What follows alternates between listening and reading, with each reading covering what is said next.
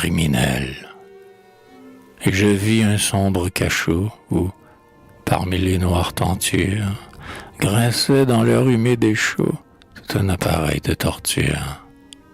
Là, plus vermeil que des rosiers, au mois de juin, le long des porches, frémissent de sanglants brasiers qui font pâlir le feu des torches. J'entends des bruits mystérieux gémir, pareils aux cris des goules, dans la nuit, et je vois des yeux briller par les trous des cagoules. Quel criminel, géant ou nain, va venir? Mon cœur, tu frissonnes? Est-ce le boucher avinin? Ou du moulard, tueur de bonne? Certes, quelques rustres endurcis, faisant horreur à la lumière, et lâche et hideux. Non, voici l'accusée, elle est belle et fière. Elle fait la nique au valet, c'est une commère gauloise, et le rire de Rabelais éclaire sa lèvre narquoise. C'est la presse, avec loyauté, elle brave, sous l'œil du sbire, les ténèbres étant clarté, et la grimace étant sourire. Elle accueille, sans nul tourment, l'âpre ferraille qui la froisse, et le lourd avertissement, fameux comme poire d'angoisse.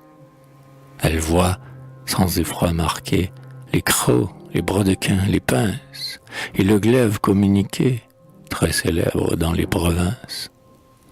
Admirant avec sérieux qu'on ait pu sauver du naufrage et garder pour les curieux tous ces bibelots d'un autre âge.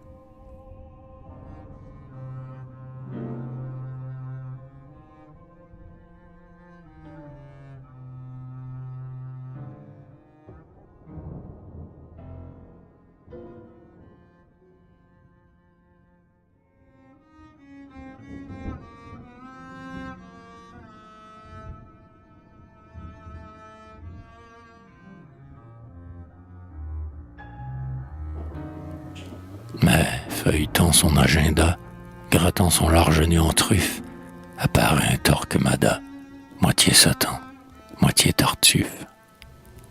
Oh, toi, malheur de mes neveux, qui fait, même sur la Vulgate, plus de clarté que je n'en veux, démon rusé, bête écarlate. Dit-il, esprit de l'imprévu, qu'il faudrait traîner sur des claies, puisque, sans toi, l'on n'aurait vu ni les reptiles, ni les plaies. Toi qui, jusque chez les lapons, causes, faisant le mauvais pire, aux magiciennes, réponds, qu'as-tu fait du premier empire? Hélas, dit la presse, en rêvant, devant la bizarre figure, on ne m'écoute pas souvent.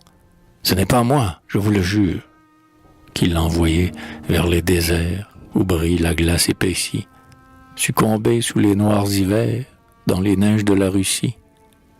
Parlons du royaume des lys, fit le juge, non sans adresse. Dis, qu'as-tu fait de Charles X? Hélas, brave homme, dit la presse. Ce pauvre vieillard qui fut roi enterra de tristes semences. Mais, crois-le bien, ce n'est pas moi qui lui dictai ces ordonnances.